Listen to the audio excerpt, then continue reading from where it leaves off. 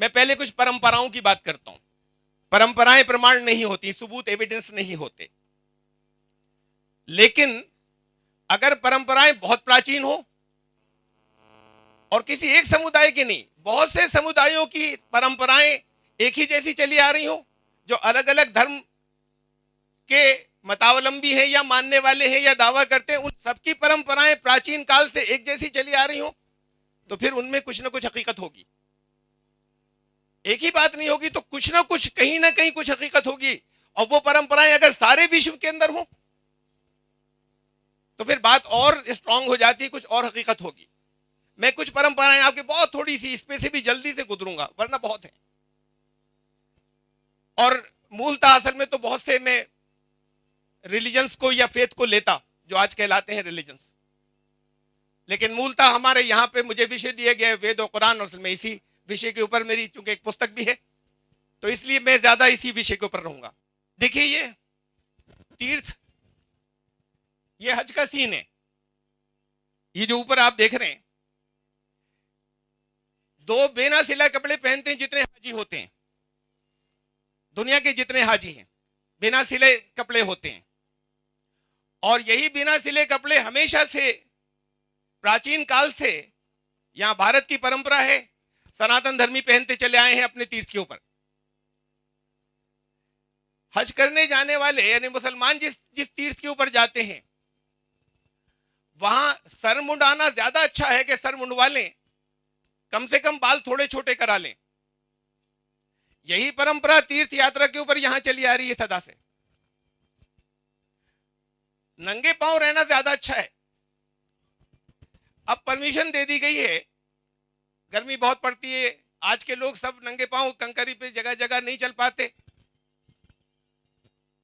तो इस्लामी स्कॉलर्स ने उसके लिए रूल तो ये था, शायद बहुत से मुसलमानों को मालूम भी नहीं है, कि अगर जूता कोई पहने तो ऐसा पहने कि जिसका अपर नहीं हो, सिर्फ तला हो।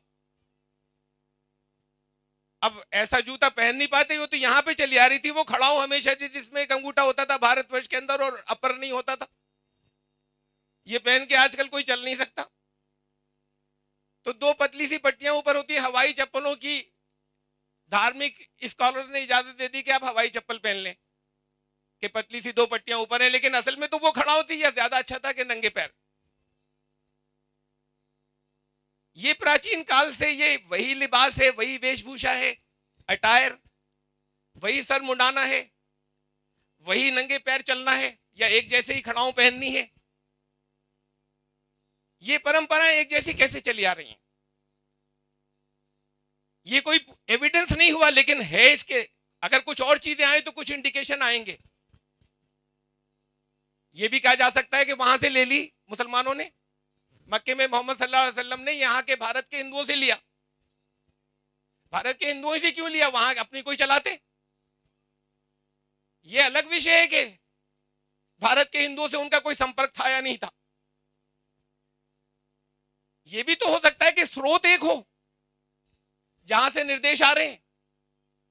चलिए आगे चलते हैं।